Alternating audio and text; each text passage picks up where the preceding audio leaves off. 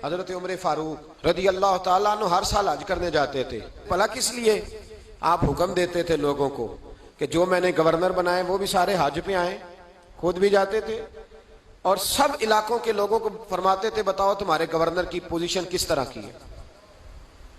और आपने हुक्म दिया था कि किसी गवर्नर को इजाजत नहीं किसी आम आदमी को मारने की। यहां तो पुलिस वाला जुर्म बाद में बताता है, 10 थप्पड़ पहले मार देता है। और मैं आपको क्या बताऊं, यहां तो हाल ये है कि मौलाना ने आजान पढ़ ली, स्पीकर के तीन स्पीकरों में अजान दे ली उसने, उसको पता नहीं था तो उसको थाने बुला लिया। आपको पता नहीं कानून की पाबंदी करनी है तो जो सारी रात डक चलाता रहा, मेहंदी के मौके पर नाच गाना होता रहा, वहां नहीं कानून याद आया। आपने महफिल करानी हो तो आपको एप्लीकेशन देनी पड़ती है। ये जिस दर्श के लिए आप यहां बैठे हैं ना, 1 महीना पहले हम दरखास्त देते हैं और मेरे दोस्त 10 दफा जाके दफ्तरों के चक्कर लगाते हैं, उधर जाओ फिर उधर जाओ फिर उधर जाओ, फिर हमें इजाजत मिलती है क्या करने की? भला रसूलुल्लाह का दीन बताने की, नबी पाक का। बोलिए। तो ये जो सियासतदान बड़े बड़े जलसे करते हैं, ये इनको भी ऐसे ही भगाया जाता है। वो कहते हैं जी नहीं मिलेगी इजाजत, नहीं मिलेगी इजाजत, नहीं, आखिरी रात कहते हैं चलो दे दी इजाजत। क्या तमाशा है? अमीर के लिए अंदाज और है, गरीब के लिए और है। छोटी छोटी बातों पे, छोटे छोटे मामलात पे सैकड़ों उलमा ने जुर्माना दिया, सैकड़ों उलमा ने। किस बात का? स्पीकर 3 क्यों लगे हुए हैं? 1 लगाओ, 1। अब तुम्हें अजान से भी तकलीफ होने लगी है। स्पीकरों में क्या होता है? तकरीरों तो बड़े जमाने की बंद हो गई, लाउड स्पीकर में अजान ही पड़ी जाती है ना। लेकिन मैं क्या करूं, मैं तो उस कौम के बीच रहता हूं जो कहती है बस ठीक है, मजहब थोड़ा सा ही सही है, मस्जिद जाएंगे थोड़ा सा मजहब ठीक है, बाकी हमने दुनियादारी कर। खुदारा समझिए और गौर फरमाइए क्या हो रहा। हजरत उमर फारूक रदी अल्लाह ताला अन्हु ने कहा किसी आदमी को इजाजत नहीं, किसी को। यहां तो मार मार के हशर कर दिया जाता है। कहते हैं तुझे बुलाया था, तू आया क्यों नहीं? हालांकि कानून के अंदर पहले उसके वारंट लिए जाएं, फिर उसको मारने की इजाजत हो। जब रिमांड दे दिया जाएगा कि अब इस पर तुम कर सकते हो कोई तफ्तीश के लिए, इस पर किसी किस्म की सख्ती, तब। लेकिन गरीब आदमी है ना, तो चौक में रुसवा कर दिया गया। माज अल्लाह ताला, यहाँ तो ऐसी चीजें मिलती हैं कि औरतों को थप्पड़ मारे जाते हैं। सोशल मीडिया पे ऐसी खबरें आती हैं कि बूढ़ों को पकड़ के डाल लेते हैं, कहते तेरा बेटे पे मुकदमा है, तू चल ना हमारे साथ थाने, तेरा बेटा खुद ब खुद आ जाएगा। इस जुल्म की शरीयत इजाजत नहीं देती शरीयत इजाजत। मेरे नबी पाक अलैहि सलाम ने फरमाया अबू जाल के बेटे के सामने उसके बाप की तौहीन न करे, इसलिए कि गलतियां अबू जाल की है, उसके बेटे की तो नहीं है ना। उनके सामने ना बात करना, वो तो मुसलमान होके आ गए। लेकिन हमारा किस तरह का निजाम, किस तरह का मिजाज हम लोगों ने अपना लिया। हजरत उमर ने कहा किसी गवर्नर को भी इजाजत नहीं, कांस्टेबल तो दूर रह गया, एसएचओ तो दूर रह गया, गवर्नर को इजाजत नहीं किसी गरीब को मारने की। तो हजरत अमर बिन आस कहने लगे अगर तादीबन मारना पड़ जाए, यानी थोड़ा सा समझाने के लिए, बच्चे को नहीं बंदा मारता, तादीबन तंबीहन, तो हजरत उमर कहने लगे इसकी भी तुम्हें इजाजत नहीं। हजरत उमर फारूक रदी अल्लाह ताला अन्हु हज के बाद बैठे थे, मस्जिदुल हराम से बाहर निकल के मिना के करीब डेरा लगाया करते थे।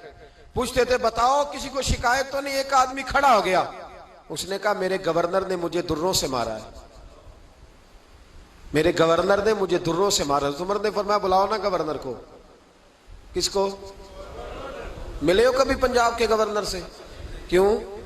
सिंध में रहते हो जी, खैबर पख्तूनख्वा में है आप, पंजाब के गवर्नर से क्यों नहीं मिले? मिला मैं भी नहीं, लेकिन सवाल यह है कि वो किस बस्ती के वो राही हैं, कहां रहते हैं? हमारा गवर्नर है ना, तो आए ना, मैदान में निकले। लेकिन हमें कोई, मेरा तो ख्याल है बहुत सारे लोगों को नाम भी नहीं आता होगा, तो किस लिए गवर्नर बनाया उसे? गवर्नर हाउस में बैठने, क्या तमाशा है, किस तरह का रवैया है। और ये गलती मेरी और आपकी है, हम मुजरम है इस निजाम की, जो इस निजाम को बनाते। गौर करें और याद रखें। गवर्नर साहब आओ भाई, गवर्नर साहब हाजिर हुए तो हज़रत उमर कहने लगे इस गरीब को मारा है, मजमा लगा है, गवर्नर भी बैठे, सारे इसको मारा है? उसने कहा जी हाँ फलां बात। फरमाया बात नहीं मैं कह रहा, तुम्हें कहा था तुमने मारना नहीं, काजी के पास ले जाओ, अदालत में मुकदमा करो, सजा होगी तो पता चलेगा तुमने क्यों मारा। गवर्नर साहब ने गर्दन झुकाई तो वो अमीर आदमी सुलह नहीं करता गरीब से, और चल जाने दे, तो गरीब आदमी है, कहता चलो ठीक है। चौधरी साहब भी कहते हैं छाड़, तू कौन सा मुकाबला कर सकता है, तू कौन सा, होता है कि नहीं होता। तो फिर क्या करेगा गरीब आदमी, सब उस पर प्रेशर, सुलह के लिए प्रेशर डाल रहे। उसने गर्दन झुकाई तो बहुत सारे गवर्नर समझने लगे कि हजरत उमर कहेंगे चल माफ कर दे, गर्दन भी झुक गई, माजरत ही हो गई। तो हजरत उमर फारूक रदी अल्लाह ताला उन्होंने गरीब के हाथ में दुर्रा दिया, फरमाया जा आप गवर्नर की तरफ, जितने इसने तुझे मारे थे तू भी उतने दुर्रे मार, मार इसको दुर्रे, लोगों को पता चले ये जुल्म का निजाम नहीं, ये मोहम्मद अरबी का निजाम है सल्लल्लाहु ताला अलैहि वसल्लम, ये दुर्रे मारे जाएंगे। हजरत अमर बिन आस उठे और अर्ज की हुजूर गवर्नरों पे ये बात बड़ी मुश्किल गुजर रही है, मेहरबानी फरमाए तन्हाई में ये काम कर ले, तन्हाई में। तो तारीखी जुमला का हजरत उमर ने फरमाया जब गरीब को मार पड़ी थी तो उस पर गिरानी गुजरी थी, उसकी कोई इज्जत नहीं थी, इज्जत सिर्फ गवर्नर की होती है, और मैं जिसको नहीं गवर्नरी करनी न करे, लेकिन मैं किसी को भी कानून से बालातर चलने की इजाजत। हजरत सैयदना अब्बास रदी अल्लाह ताला अन्हु हुजूर के चचा हैं। ये हजरत अब्बास बदर की जंग में कुफार की जानिब से लड़ने आए थे, गिरफ्तार हुए। मैं तो कहता हूं ना कि मैं फलां चौधरी का रिश्तेदार हूं, MNA का रिश्तेदार हूं, मुझे कोई पूछ सकता है?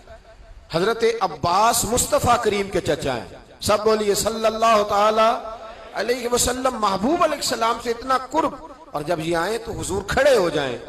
जब हजरत अब्बास रदी अल्लाह ताला अन्हु बदर में आए ना, कुफार की तरफ से लड़ते हुए, अगरचे इस्लाम के करीब उससे पहले भी आ चुके थे, और इसी मौके पर जब वो कैदी बन के आए तो मुसलमान भी हो गए।